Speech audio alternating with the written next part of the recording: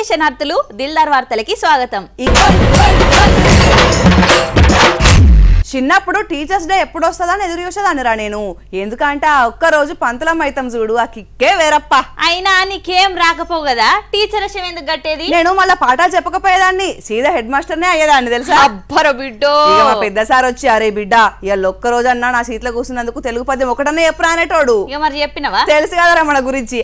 ఒక్కటి అడగకురి సార్ అనేదాన్ని నేను. సరిపోయింది పట్టు. అదేందో గానీ నేను పాఠాలు చెప్పకపోయినా ప్రైజ్ అయితే నాకే వచ్చేదిరా. అది నిన్ను చూసి ఇచ్చింది కాదమ్మా, హెడ్ మాస్టర్ సీట్ కి ఇచ్చింది. ఎట్లయితేంది నా చేతికి వచ్చిందా లేదా అనేది ముఖ్యం. అంతేగాని సీఎం సార్ ఏమో చెప్తున్నాడు, పా చూద్దాం.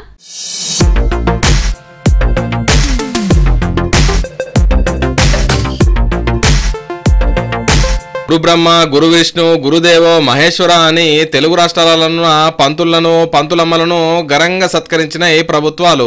అటు ఆంధ్రాల మంత్రులు ఉత్తమ ఉపాధ్యాయులకు సన్మానం చేస్తే తెలంగాణలో సీఎం రేవంత్ రెడ్డి సరి చేసిండు. మొదలు పిల్లలతో ముచ్చట పెట్టి అటెంక సర్కారు బల్లె సవలతులు ఎట్లున్నాయని అరుచుకున్నాడు. ఢిల్లీలో రెండోసారి మూడోసారి ఎందుకు ముఖ్యమంత్రి అయ్యిండు? మొదటిసారి ఒక పరిస్థితిలో అయ్యిండు, రెండోసారి మూడోసారి వారు ముఖ్యమంత్రి కావడానికి ప్రధానమైన కారణం ఆయన విద్యలో తీసుకొచ్చిన సమూలమైన మార్పులు. ఆ మార్పుని పేదలకు విద్యను అందించిన టీచర్లు కాబట్టి వారు రెండోసారి మూడోసారి ముఖ్యమంత్రి అయినారు. నాకు కూడా కొంచెం స్వార్థం ఉంది, మీరు మంచిగా పనిచేస్తే రెండోసారో మూడోసారో కావడానికి ఉంటుంది. రేవంత్ అన్నట్టు స్వామి కార్యం స్వకార్యం రెండు చేసుకుంటున్నాడు, తెలివి కల్లోడు సారు. విద్య ఒక్కటే తలరాతను మారుస్తుంది. ఇవాళ పంచడానికి భూములు లేవు, పంచడానికి భూములు జాగాలు లేవు, విధినే ఇయ్యాలే పేద ప్రజలకని అంటున్నాడు. అట్లనే ఇంకా ఏమో అంటాడు. సిరాజ్ క్రికెట్ లో రాణిస్తే సిరాజ్ చదువుకున్నది ఇంటర్మీడియట్ ఫెయిల్, కానీ అన్ని రూల్స్ ఎగ్జామ్షన్ ఇచ్చి గ్రూప్ 1 జాబ్ ఇవ్వాల డిఎస్పీ చేసిన సిరాజ్ ఈరోజు డిఎస్పీ సిరాజ్ అయిండు. అయితే సర్కార్ బళ్ళల్లో ఎన్ని సవలతులు చేసినా పిల్లలు ప్రైవేట్ బడికి ఎక్కువగా పోతున్నారట. దీనికి కారణం ఎవరు సారు? ఈ రోజు కొన్ని వివరాలు మా టీచర్లతో నేను పంచుకోదలుచుకున్నా. తెలంగాణ రాష్ట్రంలో దాదాపుగా 27,000 ప్రభుత్వ పాఠశాలలు ఉన్నాయి. ప్రభుత్వ పాఠశాలల్లో 24 లక్షల మంది స్టూడెంట్స్ చదువుకుంటున్నారు. అదే ప్రైవేట్లో 11,000 పాఠశాలలు ఉన్నాయి. 34 లక్షల మంది పిల్లలు ఈరోజు ప్రైవేట్ పాఠశాలలలో చదువుకుంటున్నారు. దీనికి కారణం అయితే నేనై ఉండాలి, లేకపోతే మీరై ఉండాలి. మన ఇద్దరం ఈ బాధ్యత నుంచి తప్పించుకోలేము. అయితే రాష్ట్ర ముఖ్యమంత్రిగా ప్రభుత్వంగా మీకు సరైన వసతులు వెసులుబాటు, పిల్లలకు నమ్మకం విశ్వాసం కల్పించే పని నా ప్రభుత్వం చేయకపోయినా ఉండాలి. ఒకవేళ అవన్నీ చేసిన అమలు చేయడంలో మీ వైపు నుంచి కొంత ఆలస్యమైన అయి ఉండాలి. కరెక్ట్ మాట చెప్పినవే అన్న. మీరు కేజ్రీవాల్ లెక్క మళ్ళా సీఎం కావాలంటే సంక్షేమ హాస్టళ్లల్లో మధ్యాహ్న భోజనంలో క్వాలిటీ పెంచుర్రి. ఎందుకంటే పిల్లలు ఫుడ్ పాయిజన్ అయ్యి దవాఖానలో పడుతున్నారు. కాయ కష్టం చేసుకునేటోళ్ళు కూడా సర్కారు బడికి పంపాలంటే వణుకుతున్నారు. అట్లనే బాత్రూమ్లు అటెండర్లు ఊడ్చేటోళ్ళను పెట్టుర్రి. కొన్ని జాగాలను అయితే పిల్లలే ఈ పనులు చేస్తున్నారు. సర్కారు స్కూళ్ళల్లో ఈ పనులన్నీ చేస్తే మీరు వద్దన్న పబ్లిక్ మిమ్మల్ని మెచ్చుకొని మీరే ముఖ్యమంత్రి కావాలని అంటారు. ఒక దిక్కు బాధగుంది, ఇంకో దిక్కు తప్పదు కదా అనిపిస్తుంది. అయ్యో ఎందుకో? అదే 9 రోజులు గణపతి దగ్గర పూజలు చేసినాం, ఆటలాడినాం, పాటలు పాడినాం. మరి తప్పదు కదరా, మళ్ళా రావాలంటే గణపతిని ఇప్పుడు గంగమ్మడికి తీసుకుపోవాల్సిందే కదా. కొన్ని జాగాలనైతే పసిపిల్లలైతే మస్తు ఏడ్చిరాట మంటపంలోకి వెళ్ళి విఘ్నేశ్వరుని తీయొద్దని. ఇన్ని రోజులు బడికి పోయి వచ్చిన తర్వాత ఎగిరిండ్రు దునికిండ్రు, ఇప్పుడు గణపతిని తీస్తామని అంటే ఊకుంట్రా? ఇన్నొద్దులు తీరొక్క తీరు పూజలు అందుకున్న ఏకదంతుని వైభవం చూద్దాంపా.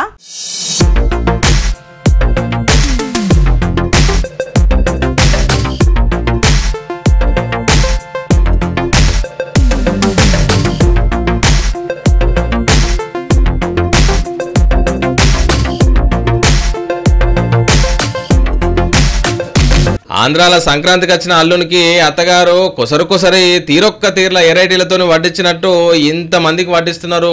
దేనికని అంటారా? ఇంకా దేనికి? గణపతి దేవుని అన్న సంతర్పణ. అంబేద్కర్ కోనసీమ జిల్లా నల్ల చెరువుల 32 రకాల స్వీట్లు పులిహోరతోని 1500 మందికి అన్నదానం చేశారు.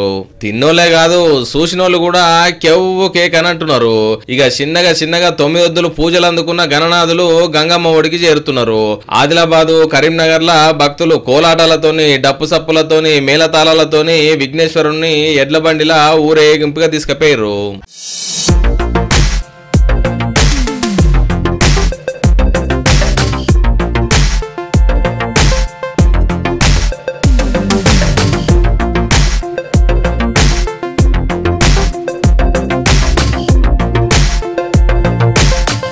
ఇక ట్యాంక్ బండ్కు వచ్చే గణనాథుల నిమజ్జనం కోసం సర్కారు అన్ని తీర్ల ఏర్పాటు చేసింది. సీఎం రేవంత్ రెడ్డి సారు ఖైరతాబాద్ గణనాథుని దర్శనం చేసుకుని పూజలు చేసిండు.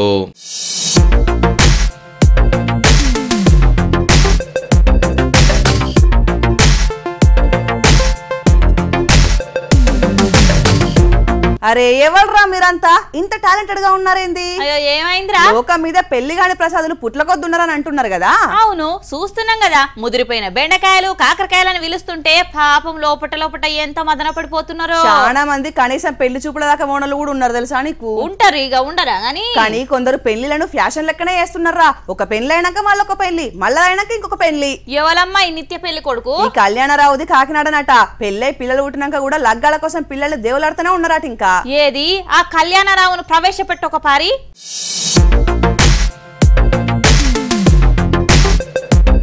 పెండ్లంటే 3 ముళ్ళు 7 అడుగులు అని అంటారు కదా. ఈ ఫోటోలున్నాడు ఇప్పటికే 4 ముళ్ళ 12 ముళ్ళు వేసిండు. నలుగురితోని 28 అడుగులేసి ఇంకో 3 ముళ్ళు 7 అడుగులేసేందుకు తయారైతున్నాడట ఈ సుందరాంగుడు. కాకినాడ యానం కాడుండే రమేష్ అనేటోడు పెళ్లిళ్ళు చేసుకున్నాడే పనిగా పెట్టుకున్నాడట. ఈ అక్కని చేసుకున్నాడట. 2 పిల్లల్ని కూడా కన్నాడు. ఇక ఈమె కంటే ముందు 2ని చేసుకున్నాడట. ఈమె తర్వాత ఇంకొకరిని చేసుకున్నాడట. ఇప్పుడు వీళ్ళని ఇడిచిపెట్టి 5వ లగ్గానికి తయారైతుంటే ధైర్యం చేసి ముంగటికొచ్చింది. ఓరిని అందం పందుల్నాక కదరా రమేష్, ఏ మందు పెడుతున్నావో ఎన్ని మాయ మాటలు చెప్తున్నావో గాని గిట్లా ఆడోళ్ళ ఉసురు ఉచ్చుకుంటున్నావేంద్రవారి అని గీ అక్క పోలీసులకు ఫిర్యాదు చేసింది. అయినా గిసొంటి బట్టే వజగాలను ఎట్లా నమ్ముతున్నారో కదా. దొంగలకు దొరికింది మళ్ళీ అంగ చూసినావా నువ్వు? దొంగోనికి చెప్పులైనా కొబ్బరి చిప్పలైనా లాభమే కదరా, వాడెందుకు మళ్ళిస్తాడు చెప్పు? గట్లనే ఎవరన్నా మంచి దొంగలు ఉంటారు కదా అని. మొన్నట్లా గాయనేవల దేవుని మీద కోపంతో దొంగతనాలు చేసే కదా. అయితే దేవునికి భయపడ్డారు అని అంటావా? అయ్యో రాములా, దేవునికే భయపడితే నిత్యం గుళ్ళల దొంగతనాలు అవుతున్నాయని చూస్తలేమిగా. వాళ్ళకేం అక్కర ఉన్నదో అని ఇడిచిపెట్టుంటాడు కావచ్చు దేవుడు. అంటే దొంగతనం చేసిన వాళ్ళని దేవుడు గట్టిగానే పడుతున్నాడు అని అంటావా? ఎందుకు పట్టాడు? అనంతపురంలో వారం రోజుల కింద గుళ్ళ దొంగలు పడ్డారట. మళ్ళా చూడ ఏం చేసిర్రు. అనంతపురం జిల్లా బుక్కరాయ సముద్రంలో కొలువైన ముసలమ్మ దేవి మహిమ అంటే మామూలు మహిమ కాదు. నెల రోజుల కింద ఒక 4 దొంగలు హుండీ వగలగొట్టి అందులో సొమ్ము మొత్తాన్ని లూటి చేసిండ్రట. ఇక అప్పటి నుంచి ఆ దొంగతనం చేసిన దాంట్లో ఒక దొంగ కొడుకు పానం సుస్తి చేసిందట. వాళ్ళ ఇంట్లో పానం కూడా మంచిగా ఉంటలేదట. ఇక అదంతా అమ్మవారి మహిమేనని కొట్టేసిన సొత్తులకెళ్లి కొంత దవాఖాన ఖర్చులకు వాడుకొని కడమ పైసలు గుల్లె పెట్టి ఇగో గీ ఉత్తరం రాసిపోయిండు. మొత్తం 1,86,486 రూపాయలున్నాయట. లోకం మీదున్న గుల్లల్లా మస్తు దొంగతనాలైతున్నాయి. కానీ గిసొంటి చిత్రం అనంతపురంలోనే జరిగింది. పోలీసులు ఛేదించలేనిది, భక్తులు దొరకబట్టలేనిది, అమ్మవారు తన సొమ్మును తానే మళ్ళా రప్పించుకున్నదని గ్రామస్తులు అంటున్నారు. ఎంతకు తెగిస్తున్నారా జనాలు, ఓవర్ యాక్షన్ మామూలుగా చేస్తలేరుగా. ఓయ్ అట్లనా? మరి దారుణంగా ఉన్నారా? అంత దారుణంగా ఉన్నారని నీకేమెరక? ఇంత ఓవర్ యాక్షన్ చేస్తే నీకే వాళ్ళది ఓవర్ యాక్షన్ అనిపిస్తున్నది అంటే వాళ్ళు ఎంత దారుణంగా ఉన్నారా అని నాకు డౌట్ వచ్చింది. సరే సమజైంది గాని చూడు. రోమ్ పోతే రోమన్ లెక్క ఉండాలి అని తెలిసిన జనాలకు గుడికి పోయేటప్పుడు బుద్ధి ఉండాలని తెలియదా అనుల్లా? గుడికి ఆమడ దూరంలో కూడా మందు ఉండకూడదాయే, సీదా గుడికే తీసుకుపోతున్నారట. నీ అయ్య ఊకుంట్రా సర్కార్ ఆఫీసర్లు నడిమిట్లనే పట్టుకున్నారు. అంతేనా? ఆళ్ల పైసలతో కొన్న సరుకును ఆళ్ల చేతులతోటే వారవపించి తిక్కగా దురిసిర్రు. అట్లుంటది మరి పోలీసులతోటి. ఎక్కడ ఎవరిని ఎట్లా పట్టాలో తెలియదా ఏంది వాళ్లకు? గుడికి కొత్తగా ఓపెన్ చేసిన సిఎస్ఓ వచ్చిండట, ఉరుకులు పెట్టిస్తున్నాడట గసారు. కలేజ సినిమా చూసినవారా బుజ్జమ్మ? రీ రిలీజ్ కూడా చూసినాం కదా, పొల్ల మర్చిపోయినవా? ఓ చూసినాం కదా. ఆ రోజు నువ్వేం చేసినావు యాదుకుందా? సదాశివ సన్యాసి అని పాటలు పాడుకుంటా బొమ్మ పాములతో ఆడుకున్నావు. ఓ వద్దమ్మా, గా ముచ్చట్లని జనం ముందు పెట్టద్దు. సరే తీగాని కలేజా మళ్ళీ ఏమన్నా రీ రిలీజ్ చేస్తున్నారా ఎట్లా?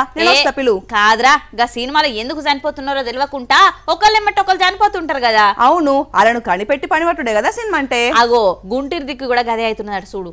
చీమ చిటుక్కుమన్న ఊరంతా ఉలిక్కి పడుతున్నది తురకపాలెంలా. ఏడాదిలా ఏ 100 మందో జీవిడిచిండ్రట. ఊరి మీద ఏదో గత్తర పడ్డట్లే ఉన్నది.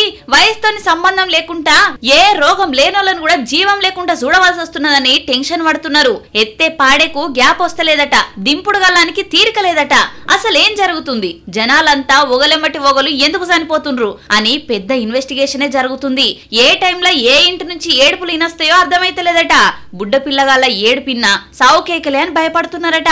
అందుకే వైద్య శిబిరాలు పెట్టి టెస్టులు చేస్తున్నారు. భయాలు ఓగొట్టేందుకు పెద్ద మనుషులు ధైర్యం చెప్తున్నారు. ఊరి శివర గౌటిరాళ్లు సరి చేస్తున్నారు. మరి సావులకు కారణం ఏందో గాని ఓటీటీలో గానొచ్చే క్రైమ్ థ్రిల్లర్ లెక్కున్నదట ఊరి కథ. ఇవ్వల్లా ఇలాంటి దిల్ దార్ వార్తలు మళ్ళొచ్చి దిల్ దార్ వార్తల్లా మళ్ళా కలుద్దాం. అంతవరకు చూస్తూనే ఉండండి వనిత టీవీ. నమస్తే.